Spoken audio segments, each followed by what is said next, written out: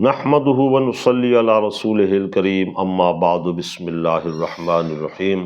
احباب ذی وقار، یہ حکم لازم ہے کہ اپنے شلوار یا تہبند کو مرد جو ہے وہ ہرگز ٹخنوں سے اوپر رکھے، ٹخنوں سے نیچے نہیں رکھے۔ اور اس کے متعلق آپ حدیث پاک سنیے، متفق علیہ حدیث پاک مسلم و بخاری شریف کی ہے۔ اور ابن عمر ان النبی صلی اللہ علیہ وسلم قال، اللہ کے نبی صلی اللہ علیہ وسلم نے ارشاد فرمایا، من جر ثوبہ، جس نے اپنا کپڑا گھسیٹا، یعنی پاؤں کے پیچھے گھسیٹتے گھسیٹتے چلا، خیلا، تکبر و غرور کرتے ہوئے، لم ینظر اللہ الیہ یوم القیامہ، تو قیامت کے دن اللہ تعالیٰ اس کی طرف نظر رحمت نہیں فرمائے گا۔